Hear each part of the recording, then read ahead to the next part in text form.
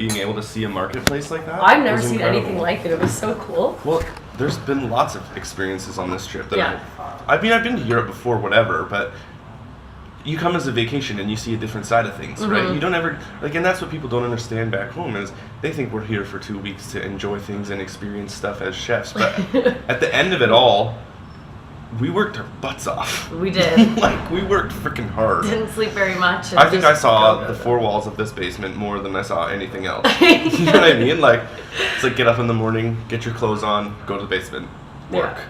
But whatever. I mean, it's the experience. You grow from the experience. You don't grow from the medal or, you know, the competition. You grow from the experience. Like, just meeting the German team alone is huge.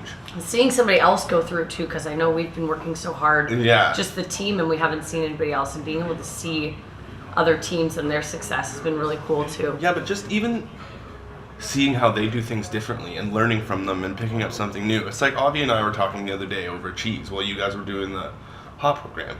And I mean, it came up like about a certain individual, but we were saying like Avi learned 15 new things that day just watching people. Yes. You know what I mean? Yeah. And those are things that you can't ever pay for or have when you get on a vacation. You know what I mean? Like, we came here and we're leaving as better professionals, and that's the goal. That's the win. Absolutely. Right? Like, it doesn't matter the placing or whatever. It just matters that we became stronger as a team. And we grew, and we're only going to do better next time. You know what I mean? Yeah.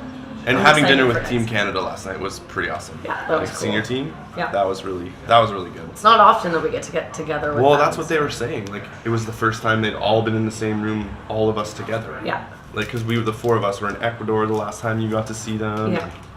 And it's crazy how the other teams like Sweden and all of them get together every weekend. Like, imagine that was possible for us. Well, you think too, right? Like, I mean, Sweden is a country the size of Northern Ontario. I mean, you can cross the whole country in 3 hours. Yeah. So it makes sense that they would practice every weekend. Yeah. Whereas it's difficult for us because we live in the second largest landmass in the entire world. It's not easy for people from Vancouver to just hop into Toronto and have a practice together. You know what I mean? But it's valuable still. Like, when they came to the school that time and showed us their cold program. That was awesome. Blown away. That guy with the freaking little trays of all his stuff. the little drawers. That was cool, man. And that's what's neat. Like, you always learn a better way. Just like small little tricks. Yeah, like stupid little things you think wouldn't matter, but in the end it's like, okay, I'm going to do it like that next time. Yeah. Hey, guys. Hey. Got a little carried away there. No, I love it. So you're 4th in the world. Do you know that? Yeah. No. You didn't know that? I did not know that. 4th, yeah. Wow. You placed 4th. Wow. I think that's pretty outstanding for our first international competition. It's pretty outstanding for people like Clark, who we had a good conversation last night, and I told him, I'm like, man, like, look at what you did. Yeah. Look at where we are, what you've done, and like, it doesn't matter tomorrow. We're 5th or 7th, whatever. To be 5th, to be in the top 10. To even be able to have this opportunity is crazy. It's surreal, I guess is the best way to describe it. Exactly. Because you came and it went, and now it's on to the next one. Yeah. Surreal might be misstating it. It's super real, for sure. You know, like hyper real. It's just, I think it's surreal in the sense that the amount of work, how tired we are, all the energy expended, you don't really feel like you did a competition, you know? You just feel like we just did another run through, you know what I mean? Yeah. And this time it just happened to count. Yeah.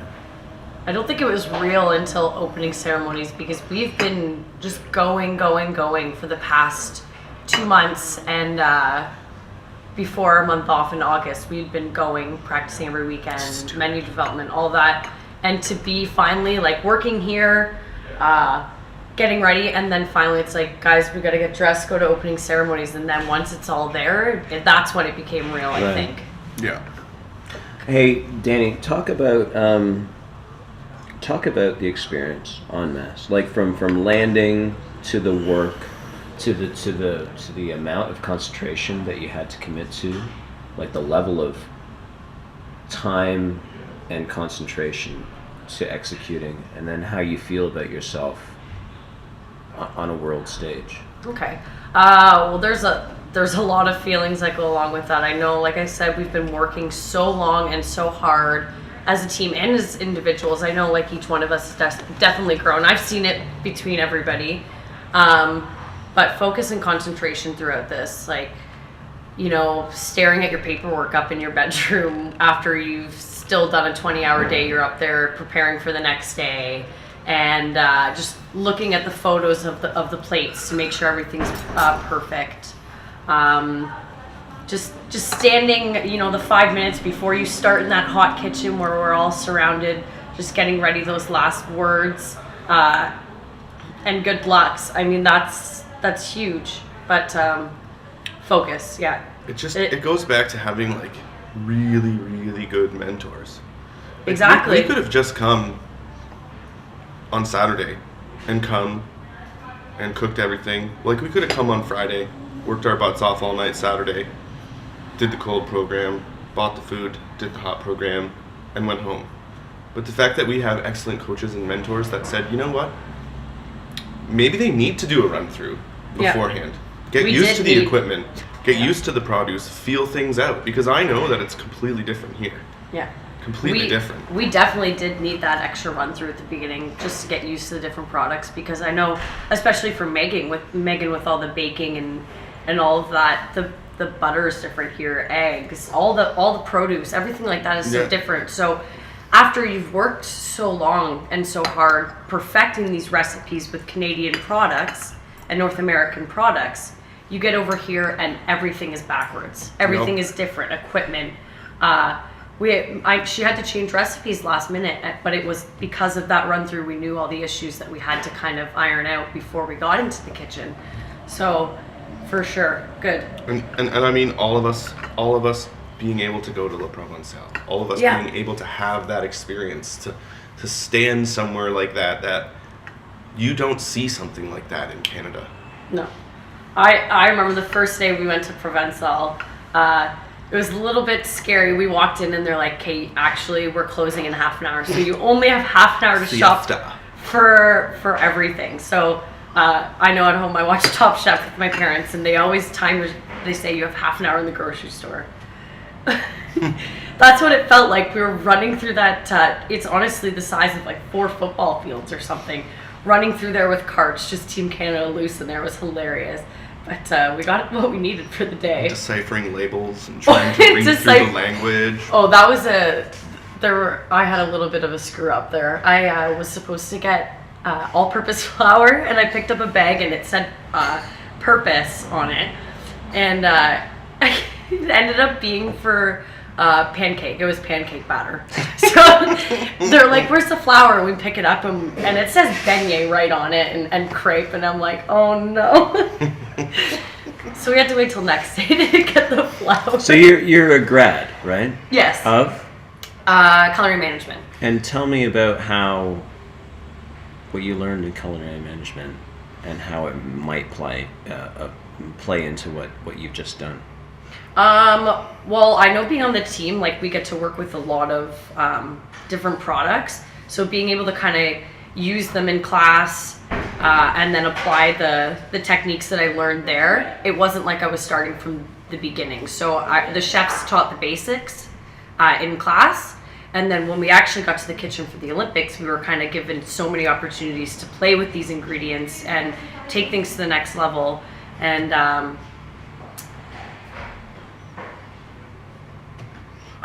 the school's great. The culinary management program at Niagara College is phenomenal in the way that you could be someone who's been in industry for years or someone who's never picked up a knife, and you're gaining valuable knowledge about every single skill. You may not practice that skill day in and day out, like peeling potatoes or brunoise and carrots, but the foundation is there.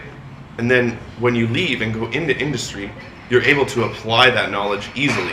And it comes into play exactly the same way with the Olympic team, I think. Yeah. Is we've had such amazing professors and amazing teachers, people who have been in industry their entire lives, teach us these basic skills that, I mean, were evident in the judging of the hot program even. I mean, the basic skills were what you gained and lost points for. Exactly. Cutting properly, butchering properly, tasting properly, being clean, being neat, being organized. It didn't matter how beautiful the plate was.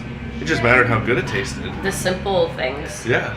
Like And I know a lot of the time there's young chefs who get all into this gastronomy and the foo-foo and the exciting, crazy stuff. But it is all about the basic techniques and classical French cooking and all the techniques. So learning that in school definitely helped. Yeah. Well, it always comes back to that classic saying, you've got to learn to walk before you can run. Exactly. Right? I mean, those skills will always exist in the world, and they'll be there for you to grab and develop on your own. But if you don't know how to peel a carrot properly, then you're sure as hell not going to want to be able to sous vide it. Yeah. You know what I mean? Yeah. So it's a very well developed program in the respect that it can teach anyone the foundation, the knowledge base, the basic skills required to do the job properly. It is then in your hands to develop those skills, to choose whether or not you want to continue on with this career, because as lots of people find out when they enter culinary, it's not as easy of a world as they think it is. No. And I think that's what's unique about our program is we got a wide approach and a wide range of skills, basic skills that are really good at being taught easily to any single person of any skill level. And it wasn't even just the classroom stuff, like even the atmosphere around the college and that was exciting and inviting. I mean, it's such a small program and campus that you know everybody, you get all that. And then the extracurriculars, like the competition clubs, I know we've been to Buffalo and Toronto just on shopping trips with some of the chefs, which is great. Yeah, yeah, really fun. I know all of the volunteer opportunities like Decadence and yeah, you definitely Chef Series and all that. get a level of exposure that you wouldn't get at certain schools. Yeah. And I feel like that has a lot to do with who's in charge. It also has a lot to do with the region that we're in. And it also has to do with, a professor seeing passion in students and saying, you know what, let's explore that. You know what, I've taught you about cheese and I've taught you about charcuterie in class in theory, but you know what? 1 hour away from here is one of North America's largest markets. I'm going to take you there, and I'm going to let you see everything. I'm going to let you taste everything. Yeah. And they don't have to do that. No. They absolutely do not have to do that, and I think Not that's on a Saturday morning. No. yeah, not on a Saturday Yeah. morning at 6 a.m. Yeah. And the fact that they're willing to take students and give them those opportunities, I think that's what kind of sets this program apart from other schools, is because the opportunities are there for you to grab if you want them. I think they're more than teachers. I think they become our mentors. Like I know Chef Olaf and Chef Avi and Chef Dan and Chef Oz back at the college. They have become huge mentors to us for sure. Meeting them in class, and they have 25 students in the lab. But when you create relationships with them now, I go to them for advice, and I feel like I have a personal connection with them about my career. And I can always go to them for guidance, which is really nice. And that's something you're never going to experience being part of a large campus. Yeah. Yeah, you're a number. Absolutely. If you're part of the factory, you're just a number. And I think the college tries very hard to maintain that level of camaraderie between student and professor. Because it's easy to get lost and have a disconnect if you're not on a personal level with your students. If a professor doesn't know my name, why am I going to care about what he's talking about? You know what I mean? I can read it in a book. I don't necessarily have to sit in class and listen, but the fact that they call on you by name and they talk to you personally and they know who you are and they know what you did on the weekend and they know when your birthday is, the fact that they care. It's just the fact that they care. And that's the most important part. And to be honest with you, we would not be sitting in this restaurant right now if they didn't care. Exactly. That's true. Their time is over. Yeah. This is their legacy. Is giving what they created to us to improve upon and take further. Yeah. To just say go. Yeah. I mean, that's their joy. They don't care about the medal. They don't care about the competition. They just care that we're growing as professionals. We're young people who are taking over for them when they're gone, and they want to make sure they have people who are trustworthy in their positions. Mm-hmm. You think about it as where we were as a team a year ago, where we were as a team 2 years ago. Yeah. Yeah. Oh my gosh. The first glazing session. Oh my God. The first plated But that festive shrimp, platters. though. But that shrimp. Looked great. It's a great shrimp. The first festive platter that we ever plated on those giant door pieces of wood. That was only a year and a half ago. I know. You know, that wasn't Seems like forever. that long. We only had 6 months to get ready for Toronto, and then we've only had a year and 30 days, pretty much. Mm-hmm. Here. 31. Yeah, year and 31 days here to get here. And just think about that progression in a single year. And now to get gold in our hot program, silver in the cold program, and then fourth in show in our first international competition, a year and a half after starting cold glazing with what? A year and a half What? ago it was glazing with what do You want me to do? Yeah. You want me to dip that in there? Yeah. Why? It just, it's so, yeah, it's frustrating because you're like, wait, you want me to cook this? And then you want me to put it in gelatin so I can't eat it. Yeah. That's so backwards to everything that I ever wanted to do in this industry. Oh no, it's gonna be okay because the gelatin, it sets up like ballistics jello. You'll be fine. And then you learn, it can't do with fat, can't go with vinegar. This won't glaze, that won't glaze. You have to make this look like that because that's not going to work. And it's just like, oh my God, the amount of work and effort. You'll learn a little science about things that you never thought you would. It gets more like sculpting, to be honest. It's more like Yeah. Food it's- styling and the cold program becomes more like food styling. Yeah, That's food exactly styling, What it is. And you that's- don't. Not a lot of people are very good at food styling, and I think with this particular, that's a definite skill, especially if you're looking into going into the higher end of things. That this will have taught us for sure. Mm-hmm. Oh, Because food definitely. there aren't a lot of people who are good at food styling because No. it's completely different. Something can look good on a plate and look not so good if it's not perfect. Yeah, it really hit home with me today at the closing ceremonies, I think, when they were talking about the sponsor, which was Villeray and Bach. And, they said, we supply all these plates, but we don't supply them as plates. We supplied them to you as blank canvases. In all these countries of the world, you came here and you created art. I liked in That was good. I did. Yeah, Like that. and I think that's something that a lot of people don't realize is that, you wouldn't be here. We wouldn't have stayed up for 30 hours completing this program and then another 24 more getting ready for the hot if we didn't love and have passion for what we do. Because you can't do that if you don't care. Mm-hmm. You would never spend the time. You would never meticulously sit there for 2.5 hours and brunoise carrots in perfect squares. You wouldn't do it. And I think that's what's the best part about it is you're taking the skills and you're getting better at them and you're doing it because you want to make a lot of people happy. Yeah. Mm-hmm. And that's all it's ever about is just making people happy.